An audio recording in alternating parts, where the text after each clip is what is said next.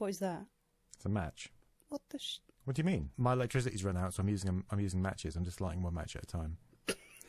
Times are hard. We need to do this podcast quite quickly because I've only got like 100 matches.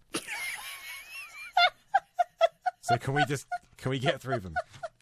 Should we start again? Yeah, okay. Cool. Hello. Welcome to another Octanerdle podcast thing that we're picking back up for reasons best known. We haven't done one of these for about 2 years, right? It's been a while. So, for anyone who doesn't remember, this is the first podcast they're listening to, this is, what did you described it as the 14 times of podcasts. So. This is the 14 times, yeah, that's right. It was just very bizarre. Are we allowed to say that? Like, they're not going to come for us, are they? And do what? We're not saying we're officially affiliated. This isn't the 14... It's the 14 times. They might know some witches or something. We'll get cursed. What's... I'll just look at my window, there's like a group of witches outside. just dancing around a fire. Yeah. You're like, oh, shit. You're probably going to join them, though, won't you? You're so cold. Probably. With your little matches. Exactly. You know, it's hard to keep warm in here. There we go. Stop lighting matches. I need to keep warm. Electricity is expensive at the moment. Gas is expensive. Matches are fairly cheap still. So it's efficient. Stop it. How am I supposed to keep warm if I don't light the matches? How we decided that we're going to do this is that we'll have like a Louis-based episode and then Peter-based episodes. This will be a Louis-based episode, which is me, by the way. Obviously, over the last 2 years, a lot of things have happened with me. I'm Louis now. All right. So I want to tell you about Michael Malloy. This was way back in the 1920s, 1930s. Michael Malloy was an Irishman. Got those two things are very different. He was an Irishman from County Donegal, and he lived in New York City. I'm not entirely sure how he ended up there, but he used to be a firefighter, and I couldn't find out if he was a firefighter in New York City or if he was in Ireland and then moved over or whatever. By this time, in the 1920s/1930s, he was homeless. And he was also an alcoholic. And I don't know if he was homeless because he was an alcoholic or he became an alcoholic afterwards. He was always floating around speakeasies, which is where you'd go for a drink. This is the Prohibition era, is it? Or is it just before? Was the Prohibition late 1920s? It was when Al Capone was knocking about, wasn't it? Yeah.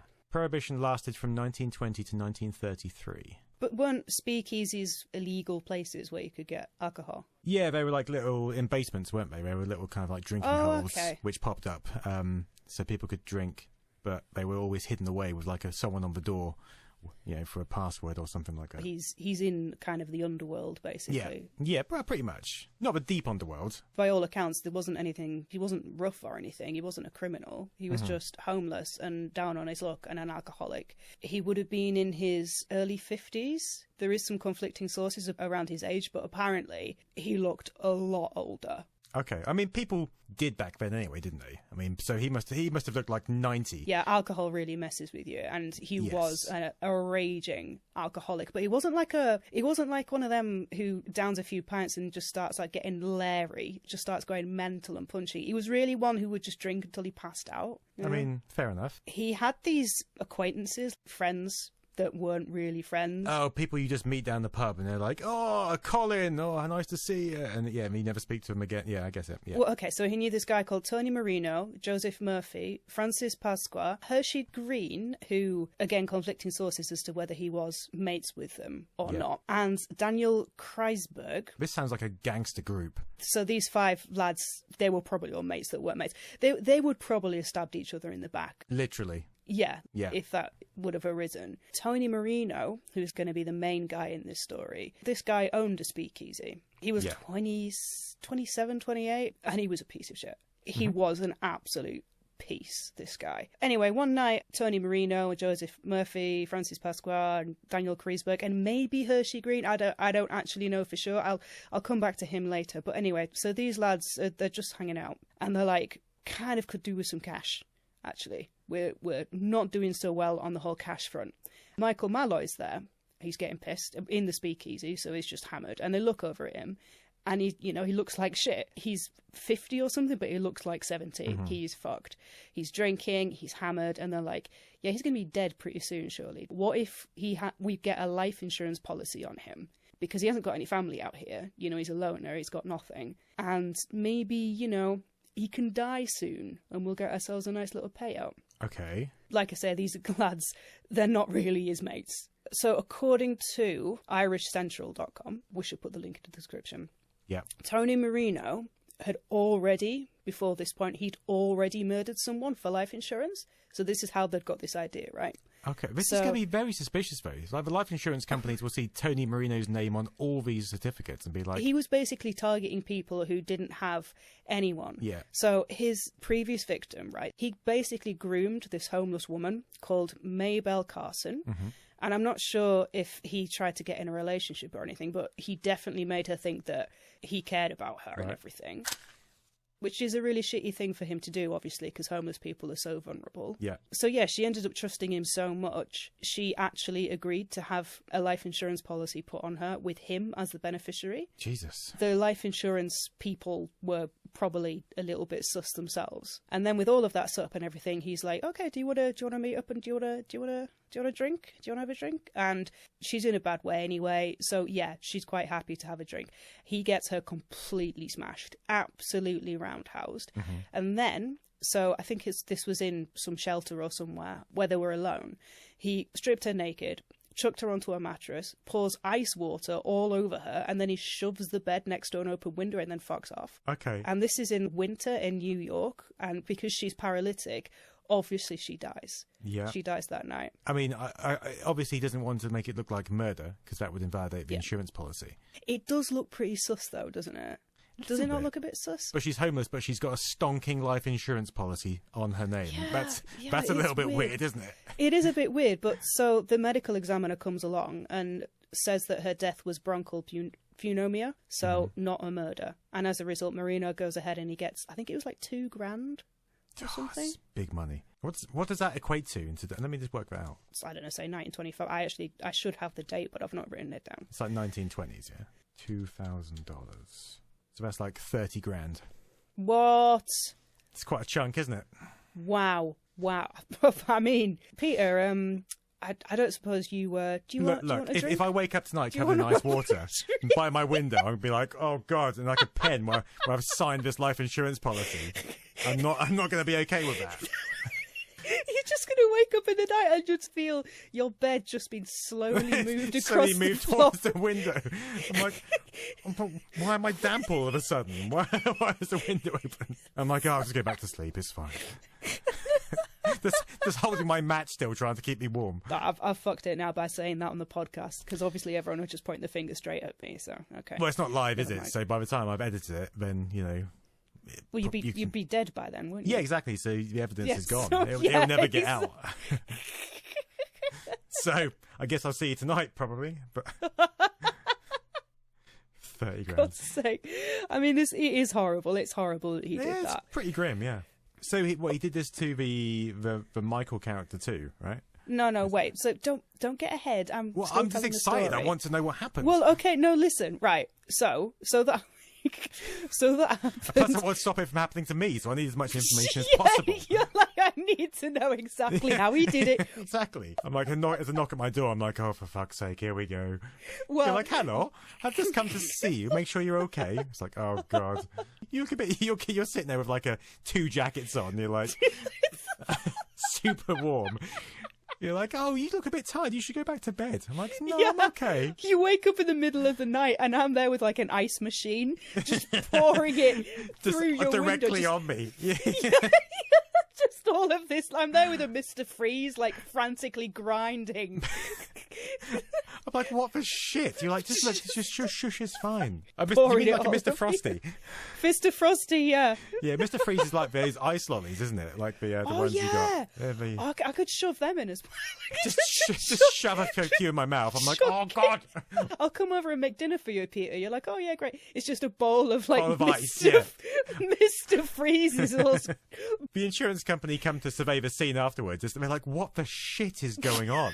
It's like Mr. Freeze packets everywhere. There's an ice machine in the corner. They're like, what happened here?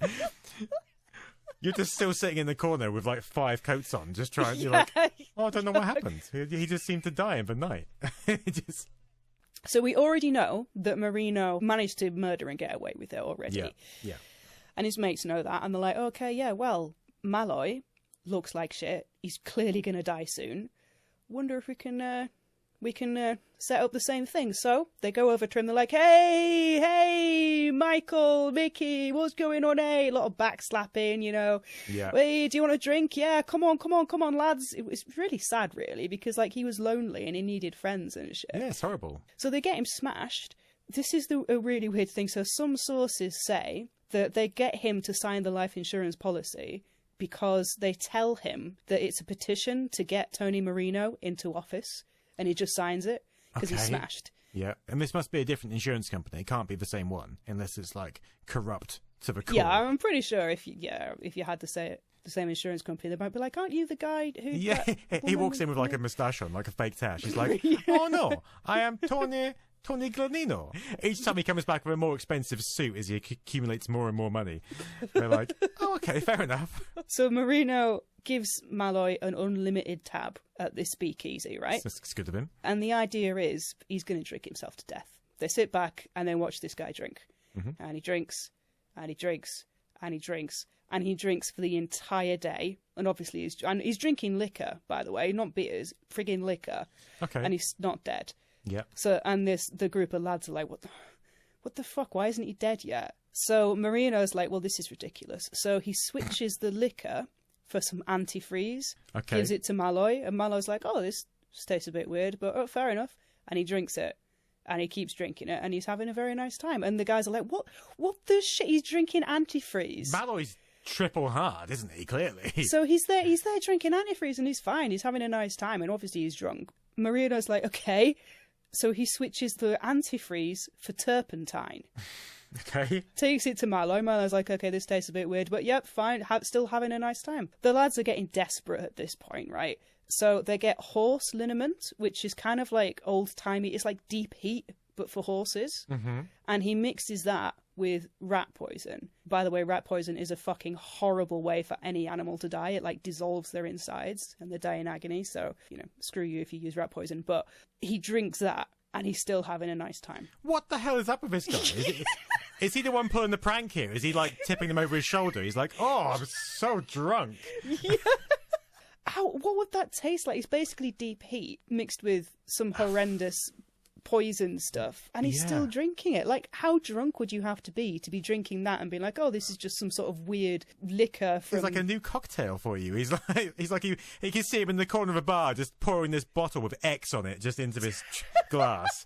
Okay, is this in the same day, right? It's the same day? Yeah, okay. Same day. So Malloy's still having a nice time. And at this point, they're like, okay, this is ridiculous. So they get the original liquor and they mix it with pure methanol. Mm-hmm. Guy's still going, still drinks it down. God, this is ridiculous. I mean, talk about good drinker. It's insane. After seeing this, like, obviously they're really pissed off now.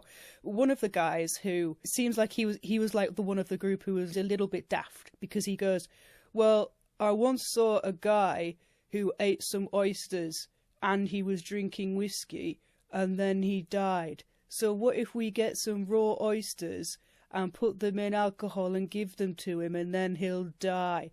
Okay, but that's what they do. They get some raw oysters, soak them in pure methanol. God, they are desperate at this point, aren't they? And they go to Malloy and they're like, hey, look, we've got some bar snacks for you. Check it out. Raw oysters freaking swimming in ethanol. Where are they doing this? Have they got like a science lab adjoined to the pub where they're just cooking all this stuff up?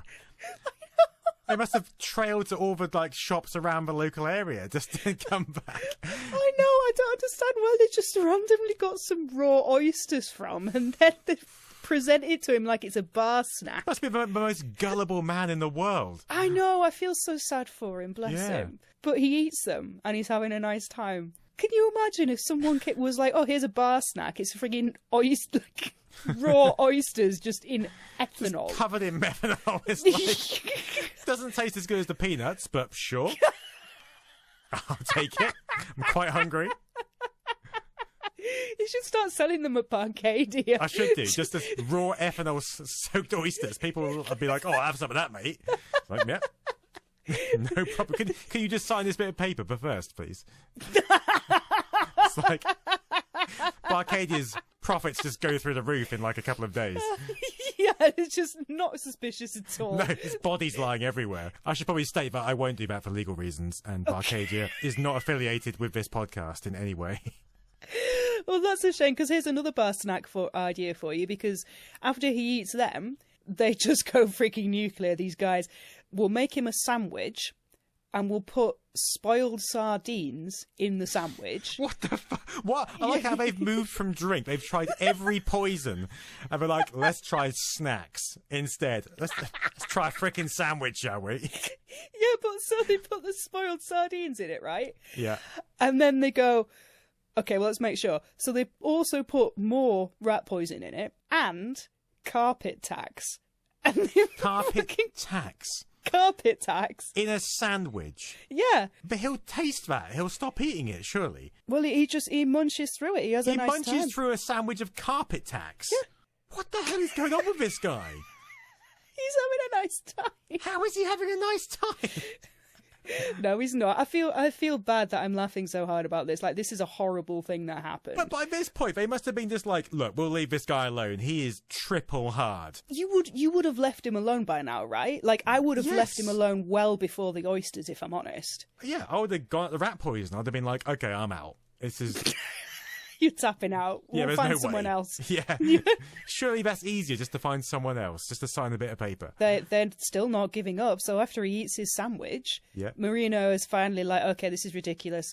We should just try and freeze him to death. They wait until he gets paralytic, passed out drunk. They carry him to a park. They get him naked or part naked, I'm not sure which. Chuck him in the snow and pour water all over him, and then they just leave him. And this is in New York wintertime, which is cold. I mean, really, really cold.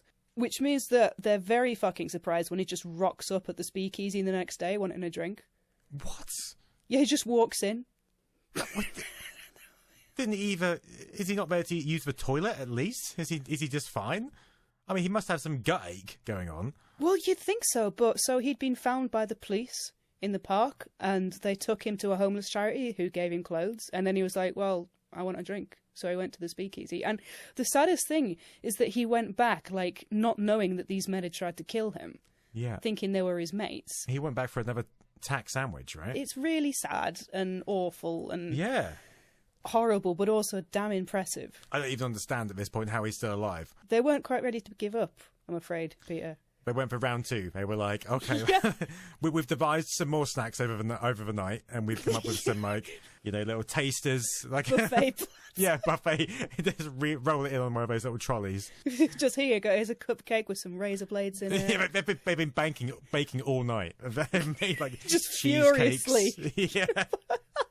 We've got a cheesecake with arsenic. We've got a stew with some weird powder we found in an alleyway. Just everything they can think of. They decide that that's not how they're going to be able to kill this guy.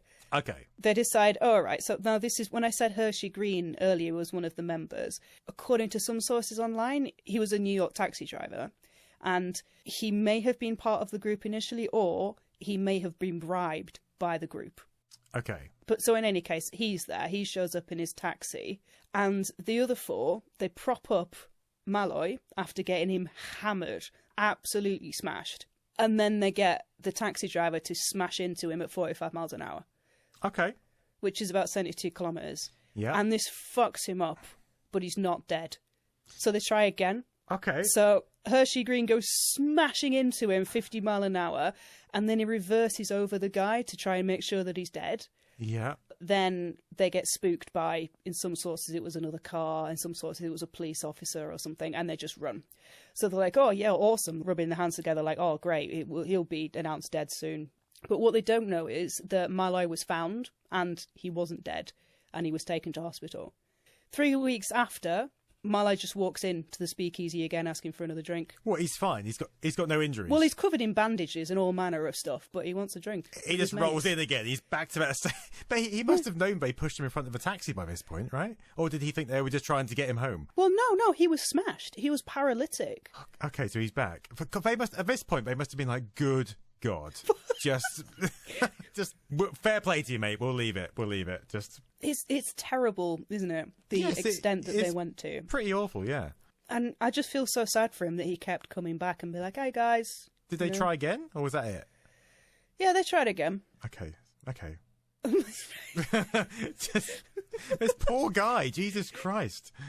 So they get him passed out drunk again, and then, this is awful, they drag him to a coal gas burner, and they put a hose from the gas burner and put it into his mouth. He's breathing in the fumes. Right, okay. It takes a full hour, but he does die. He's like superhuman. I know. God. A doctor comes, and they did bribe the doctor to say that he died from pneumonia. The guy's lying there with a frigging pipe in his mouth coming from a coal gas. Did they not think to remove that before the doctor arrived? Or I don't know. I mean, to be honest with you, they seem like bumbling pricks, so I'd like to think that they didn't. They probably just left it there, and the doctor was like, Guys, and they're like, what? He died from pneumonia. What's the problem? shoving fibres in his pocket as they're talking to him. That's pretty much what happened. Okay. They go ahead and I think they did manage to collect the insurance, but the thing is that the tales of this Mike Malloy started buzzing around. You know, Mike the Durable, the one who couldn't be killed. Well, they obviously were speaking about it to other people, right? So imagine this, right? So imagine you're running Barcadia one night. I come in with some guy. And you probably notice if I was feeding the guy a sandwich with carpet tacks in, right? Like, wouldn't you? I'd probably stop serving you at some point. Probably after I saw you trying to pour some noxious chemical in his drink, I'd be like, no, I'm good. This, I'm not going to risk my alcohol license for this. Yeah. You just keep popping out and coming back with all these different snacks, and just, I'm like, we sell snacks here. What are you doing? I'm like, okay, can you give me some beer nuts that are swimming in alcohol? Yeah, have you got any oysters? Yeah, this is a public place, so people must have seen that. And they must have seen him shoving him in front of a taxi and then the taxi reversing over him. The whole thing. I mean, to be honest, there's not that much information about it because it's only from news articles around the time that are very much focused on how incredibly resilient Malloy was. You say there's not much information, but then you've listed every single method they tried to kill him. So they've obviously documented this pretty well. Exactly. I mean, this is the thing. So because it was all of this buzz was going around, they did get arrested. Yeah. So obviously they went to trial, and you know it all came out what they'd done. And like you say, people must have seen it. And it seems like, for one, they were bumbling fucks, but also they were getting desperate, weren't they? So they were just taking more and more risks. But, I mean, I wouldn't bother because I'd be terrified of this guy's ghost haunting me. Can you imagine his ghost? It'd be so fucking triple hard. Imagine waking up in the night and he's at the end of your bed. I'd be like, fuck me. It wasn't worth it. Take the 30 grand. You're there trying to beat him with an Ouija board. It's just bouncing back off. Yeah, exactly. I mean, he would literally be Satan. I mean, it would... it's not worth it. The taxi driver, he went to prison as a sort of an accomplice, I suppose. Yeah. But the other four, they were electrocuted by electric chair in mid-1934. So they did finally get their comeuppance. Well, that's good. I mean... Yeah. It's surprising the taxi driver didn't also, because that is attempted murder, basically, isn't it? Even if it's by proxy, it's still attempted murder. Yeah, but attempted murder, it still doesn't get the same punishment, which is insane, isn't it? It's like it was an attempt to murder. If it had been successful, they would be dead. Exactly. So it's like you tried to murder this person, but you're a bit shit, so you failed. You should get more serious punishment for that because you're crap at it. But then again, like, you're saying, oh, they're a bit shit. I don't know if they were a bit... I mean, they were a bit shit. They were doing things that would have killed someone normally. Yeah, I think they got lucky with the first woman. She seemed a bit susceptible to death because, you know, people have survived the Titanic in freezing cold waters and they're fine. So she was obviously hanging on by a thread. That's just such a sad thing. It is, it's awful. But, you know, at least they died. There was an outcome, which was better than them getting away with it. I do feel really bad for Malloy having such a lonely, miserable life, and then having these people he thought were friends, and then eating a fucking sandwich with carpet tags in. Did he have any family, do you think? Did he have any... No. Because if he did, like, the army would seek them out, wouldn't they? They'd be like, are you, like, Malloy's great-grandson or something? And they'd be like, you are in the SAS, you've been recruited. And they'd just send them in to all, like, operations, because they'd win every single one. There'd be no chance of failure. Oh my God. So you're saying the American army would be like, holy shit, we need to find out who's related to this literally indefeatable man. Yes, they would recruit them and be like, right, you are going into combat. We don't care how much you get. We need to pay you. And like the entire American army would just be his descendants. That's all they'd need. One person sent into each war zone. It would be undefeatable. Literally just one guy. Like, he's just there like the Terminator, just walking through. Literally like the Terminator, explosions yes. and just everything. Gunfire bouncing off him. Just not a care in the world. People trying to shove tack sandwiches down his mouth. Just nothing happening. But that's the story of Michael Malloy. What's next? What's next? You're like, oh, good Lord. Is this why this podcast stopped last time? Were we talking about stuff like this? Yeah, probably. You're just like, I'm so exhausted now. Like, I literally can't. I wake up in the night just like screaming in terror. It's just like visions of metal tack sandwiches. God. Tack sandwiches. That's the bit I can't get over. Just the tack sandwich. That was... Because surely they want him to eat it so that the rat poison goes down. But if I ate a tack sandwich, I'd be like, oh, I'm okay, thanks. I'm going to give this one a miss. I wouldn't just chow it down. Yeah, but if you were absolutely smashed. Even if I was absolutely smashed, I'd have to be dead already to be eating a tack sandwich. Listen, if you rock up tomorrow with a tack sandwich, I'm not... or any sandwich, I'll be like, I'm good, thanks. Okay, should we explain that the podcast fucked itself go ahead. over? You go ahead and tell everyone why. Okay. Like, we're picking back up again when we're both in a very different mood. Yeah. It's 2:20 in the morning. I've had a glass of wine. Yeah. I have just come out of work at the bar. It's 2:20 here as well, because we're in the same time zone. But things are going to be a bit different from our previous energy. But basically what happened is we recorded the first podcast. My cat, Tilly, then just strolled over my keyboard mid-session and did something which meant that my audio stopped recording. So we're back to record the rest of it. What we ended up talking about was the Odessa catacombs. I've had a glass of wine, do you mind? It's tricky, isn't it? You know what, look, there's some catacombs under Odessa in Ukraine, and people get lost in them and they die. Mm-hmm. And it was horrendous and interesting and creepy. If people want us to talk about them again, I guess we will, but I think we'll just cut it out of this episode. Cause, maybe we can revisit it in the future. Yeah. When we've forgotten about it, then we can be like, oh, that's exciting, that's interesting. So what are we going to talk about instead? For the first part of the podcast, which we did successfully record, we talked about one Mickey Malloy. But I found out about someone else in around the early 1800s, which is relevant, not because this was connected in any way to the Mallory case, but just because it's interesting in the same manner. All right, well, let me tell you about John Cummings. You are a child. Shut up. It's 2:20. You're not allowed to laugh at this. You're not allowed to laugh at the fact that he was also a seaman. What? No. He did that on purpose, didn't he?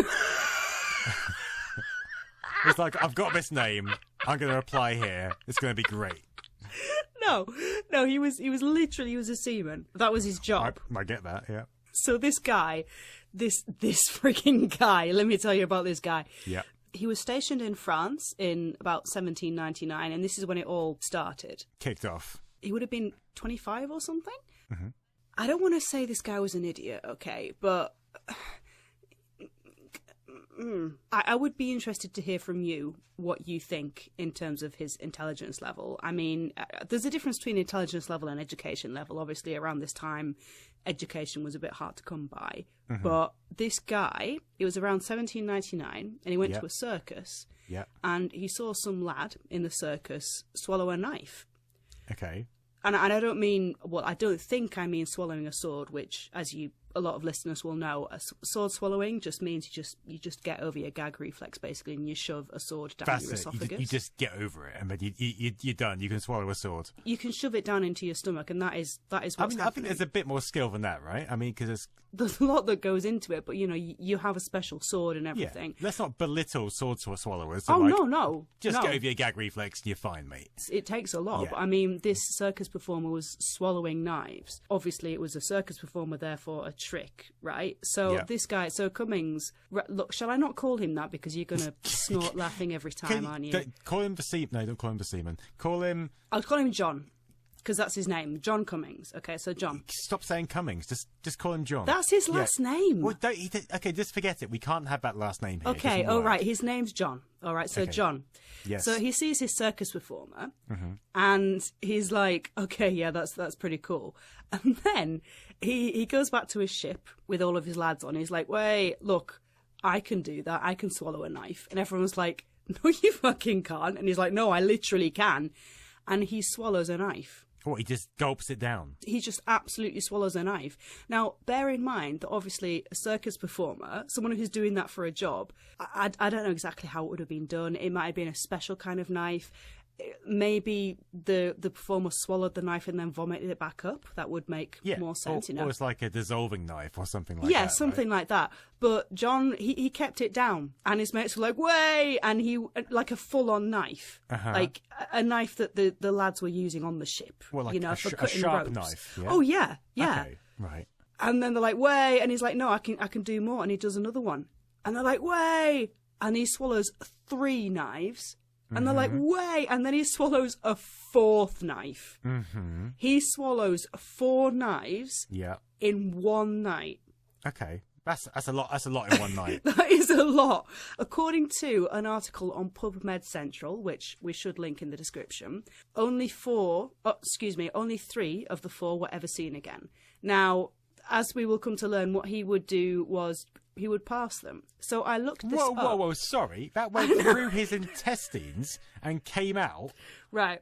So stomach acid is incredibly strong. Yes. I couldn't find any details as to, what these knives were specifically made of. I don't think that stomach acid can actually dissolve any manner of metal that these knives would have been made of. I do know that it definitely corroded the metal. But if they had wooden handles, it's possible, maybe, that he might have been able to at least, the stomach acid would have been able to dissolve them to a point where it would have been able to pass through his intestines. I mean, stomach acid can't even dissolve sweet corn, so how is it dissolving like knives and wooden handles? I'm not sure, but as we'll find out, he passed parts of knives. Okay, that just seems wild to me. I guess if it was cushioned with other stuff, I don't want to think about it. That's grim. Okay, so he's had these 4 knives. Yeah. So 6 years later, he gets stationed in the USA. Yeah. And he has some more shipmates, and they all have a little bit of rum and water, which was called grog at the time. It's like a mixture. Yeah. And he goes, lads, I swallowed 4 knives. I 100% swallowed 4 knives. And they're like, no, you didn't. No, you absolutely didn't. And then this guy, he doesn't swallow 1 knife to prove it. He doesn't swallow 2. He doesn't swallow 3 or 4. He doesn't swallow 5 or 6 or 7 or 8 or 9 or 10 or 11 or 12 or 13. He swallows 14. Sorry. No. So he's trying to tell people he's swallowed 4 knives, and they're like, no way, mate. So he's like, yeah, I can prove it. And then he overcounts? He just downs 14. He's like, oh, shit. To be fair to the laddie, he was drunk. But that's not being fair. No, you can't say to be fair to the lad. No one swallows 14 knives because they're drunk. Jesus Christ. So he gets admitted to the Charleston Hospital with abdominal pain, it says on the article. Yeah. Obviously. But it says that after a few days, he passed all of the knives. All 14 knives? Yeah. Okay. And that happened just in time for him to get back on the ship and get back to France. So he went straight back to work. He crapped out 14 knives. I mean, I'd have trouble getting hold of 14 knives to start with, let alone swallowing them. I mean, I can just think that all of his mates were just like, "Wait, I've got my knife," because they would have had knives to cut rope and whatever manner of thing. If your mates were like true friends, they'd be like, "Okay, mate, after one, they'd be like, okay, that's enough. They wouldn't stand there for 14 and be like, wait. Well, this is what we were saying about the Mickey Mallory case, like the fact that his so-called mates were giving him sandwiches filled with carpet tacks. They're not your mates, are they? They're not. Well, it makes the carpet tacks seem mild in comparison now, doesn't it? God, I was worried about them, but this guy's just downing knives left, right and centre. How big were these knives? Were they like machetes, or were they just like knives? I think they were probably like your sort of I don't know if they were flick. No, they weren't. They wouldn't. Because be they're flick knives. You can put the blade away, right? So if you put the blade away, I guess that makes a bit more sense. But I don't think they were. I think they were full-on steak knives, which cut like flesh, obviously, because they're steak knives, and they just. Am I thinking of the right thing? You know the normal size knives that you use in your cutlery drawer, but they're serrated. Well, they're like serrated knives, whereas steak knives have that little stabby bit at the end, don't they? So that you can poke stuff. So this guy just carries on with the rest of his life. He does this twice in his life, and then he just cracks on. Yeah. And did he have any practice beforehand? I mean, it feels like before the first 4 knives, he might have just done one a while ago just to prove it. Because who just goes in with 4 knives? The circus performer would look at this guy and be like, okay, I quit. You are the real deal. Yeah, you're a fucking moron, mate. You're trying to digest a knife. But yet he's done it. Like, he might be stupid as fuck, but he's still swallowed 14 knives. And what happened to... Okay, so the first time he ate 4, but only 3 came out. Yeah. So what happened to that got digested, I presume? I'm guessing it just sort of ended up like embedded in his digestive tract or something. Oh, God. Okay. I mean, he's thick as shit, isn't he? But yeah, it's quite impressive. I don't know if he is. I'm just wondering if maybe because he got drunk and it was that sort of, way, lads thing, you know? Like, you know when you get certain people who become that kind of person when they're drunk? Yeah. So let me tell you about the next time. Oh, God.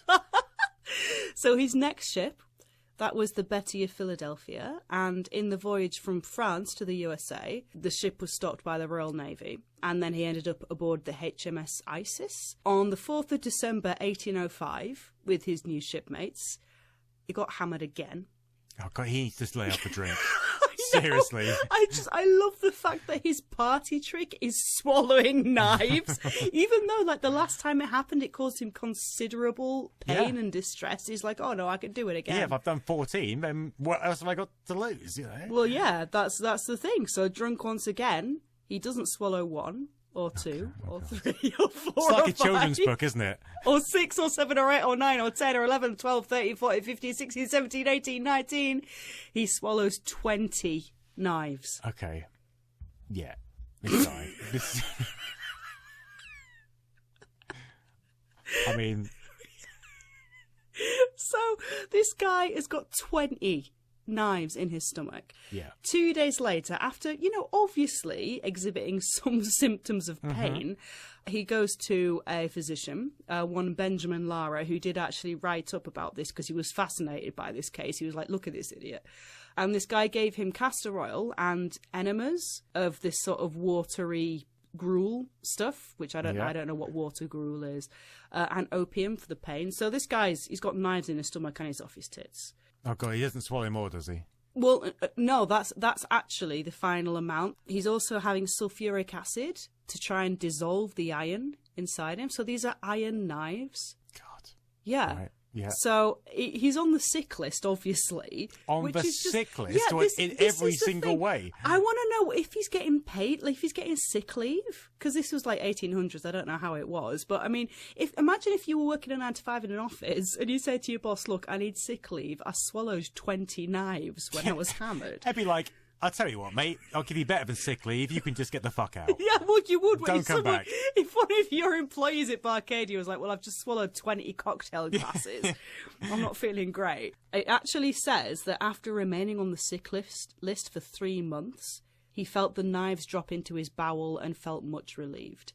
And then, they'd not even passed yet, but he was like, well, I'm ready for work again. So he got discharged back to light duties with these friggin' knives still in him. God. So in June 1806, he vomited one side of a knife handle. And that had been there for months. which is a horrifying thought. And then he started passing more pieces of the knives in November all the way through to February. That's a bad Christmas, isn't it? I cannot imagine 3 months of crapping out pieces of knife. Can you imagine that? I just one knife. Just, you know... The pieces of a knife don't make it worse or better. It's just the whole situation is problematic. The really funny thing is, so he was transferred off HMS Isis in 1806 because he was just passing pieces of knife and knife handles, and he was in so much pain, so he couldn't do anything, right? Mm-hmm. And then he was finally discharged in June 1807. Yeah. So, what, 10, I can't count, but months and months after. So was this from his last 20 knife episode? This yes. Wasn't so he just went too far, didn't he? Yeah. Well, this is the thing. Like 14 knives, fine. 20, that's too much, mate. Yeah, his Don't body's do like, that. mate, what are you doing? We've got a limit of 19 down here, and you've just taken the piss. This is the message of the podcast. 20 knives is too much, guys. Okay, can we? We should probably put out a warning that just says, don't eat any knives. 20 isn't an acceptable amount, nor is 4. Just stick with none. But how are you going to impress your drunk mates? Probably a card trick. What, cards that you've ingested and then shat out? Let's leave ingestion out of it. I don't think we need that to impress our mates. In fact, if I started ingesting stuff and I shat it out and I went over to them and I was like, look at this, I just shat this out, I don't think they'd be impressed. Maybe just down a shot. That's pretty typical, isn't it? So he goes to a London hospital. Oh God! And the physician didn't believe his story. Reasonably enough, he was like, "What you've eaten what 30, 34, 35 knives? No, like 40 knives. You're talking shit, mate." And it just kicked him out. But he deteriorated, obviously. And he came back and he was like, no, look, seriously. So they did a rectal examination of him and they found an entire knife in his rectum. Right. So how that knife got all the way through his large intestine, could you imagine? And then the small intestine, oh my God. I don't like it. It's just... I mean, you know how long the small intestine is. It goes on for miles. But they found one knife. But what happened to the rest of them? So he ended up being discharged. It doesn't say if they removed that knife. I think they probably did. But he was given more acid and opium and everything. And then he finally died in March 1809. And it says, in a state of extreme emaciation. So the poor guy, he couldn't even eat. So they performed an autopsy. And this is the interesting thing. The abdominal cavity was noted to have a, quote, black farinaceous tinge from the iron knives. So all the iron had just got into his abdominal cavity. And then a knife blade and a knife back spring were in his intestines. Oh, God. And the spring had eroded through into the peritoneum? Okay. I'm not entirely sure what that is, but it says transfixing the colon near the left kidney, but without causing peritonitis. I don't like it. This is directly from the PubMed article. This is me quoting the PubMed article. Yeah. And it says, the blade was wedged across the rectum, its end embedded in the pelvic wall. 30 to 40 fragments of wood, metal and horn were found when the stomach was open. So basically, he'd spent all that time with all of those things. And this is really interesting. So we do need to link this article. People are going to stop listening to our podcast. Oh, well, they probably are. We will link to this article because there's a really interesting illustration of all of the fragments of the knives that were found in his stomach during the autopsy. And it's insane. Pieces of blade, it's knife handles, and the knife handles, like, some of them are corroded, some of them are still very much there. There's one that looks like it's a good 3 or 4 inches long. It's absolute insanity that this guy was wandering around with all of these pieces. It makes Mickey Malloy seem like a bit of a weakling, to be honest now. Like, in comparison, I had big respect for Mallory, and now I'm like, mate, I bet he couldn't swallow 20 knives. There's this guy on a ship just doing it for fun. Mallory didn't even know what was going on. Christ. So if you scroll down to the bottom, you will see figure 2, fragments of knives found in the stomach of John Cummings. Okay, so these are all the bits of knives from his stomach. Oh, God. There's just so much. I know! Like, how did you have room for anything else? Like, the amount of knives and blades. That's like an entire meal. It's like a 4-course meal of knives. Oh, no, exactly. Like, I've thought in the past, like, I have 100% when I've been mega depressed, I've eaten a KFC family bucket of chicken. Yeah. I've hated myself afterwards. Yeah. But there was no way that it was as much as that. And how was he sustaining himself for that many years? I don't know. He must have been in pain for so long. Like, yeah, because I had a Domino's tonight and I felt bad for having that. But now I feel pretty good. It's like that Domino's was top tier because food. you weren't eating knives. Because I wasn't eating knives, yeah. God, there's like eroded handles. That one's got a carving on it. It says, what, WC? Or something. Oh, God. I don't like it. Isn't it incredible? I don't know incredible is the right word. It's fucked up. How many knives do you reckon you could eat? I'm gonna say none. If I will totally give you honest. a tenner to eat one knife. £10. Yeah, okay, fine. The thing that really confuses me is how he swallowed them, because I struggle swallowing pills. Well, that's the thing. Like, I had an iron tablet tonight, and I tried it without water, and I was like, oh no, this isn't working. I had to get a glass of water. Even then, it was a challenge. And some of these, like, parts of knives, like, that handle is quite substantial. So he would have had natural sword swallowing abilities, I guess. So why didn't he just join the circus, do that, and call it a day? Bear in mind, he was hammered when he did it. Maybe he wouldn't have been able to do it when he was sober. Yeah, but he still could have got a career in the circus, couldn't he? He's just taken the piss, isn't he? He's just like, he's gone too far. Great, thank you. I mean, that's a good end to the podcast, I think. I guess. It's rounded it off quite well. Reiterate, don't feed your friends sandwiches with carpet tacks in them. Don't eat knives. We do not advocate the swallowing of anything not classically ingestible. So in previous podcasts, we used to read out jokes from a site called, what was it? Kids Write Jokes. I don't know if you can hear it, but my girl rats are having an absolute nest-making party. I hope it doesn't show up on the audio. Well, I've got a cat on my shoulder right next to the microphone. So there's a Tumblr account called Kids Write Jokes. And basically, kids write jokes, and they're great. So, shall I read some to you? Yeah, you do some for me. Okay. What do dogs call Italy? Don't know. It's Dogtily. It's good, right? 2 madmen are in Paris, and one asks, what are we going to do? And the other responds, jump into the sea. That's fair. That is fair. I am there for that. That's all right, isn't it? Yeah. Yeah, that's... Oh, this is a good one for us. The man says, what do we do with all this mess? Just give up. Ha, ha, ha, ha, ha. Yes, oh my God, you have no idea. Absolutely. Why wolves howl? I don't know. Because they have no idea what they're doing. Just standing in the woods. No, that is me. That is literally that is me. You. What do you call a Spanish cow with no legs? Grassy. I like how there's a delay because it's quite a technical joke, so it takes a while to get through.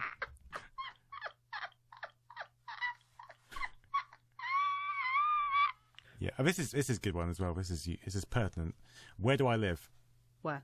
In a bag of trash. Yeah, me. That is me. That is yeah. literally me. That is me.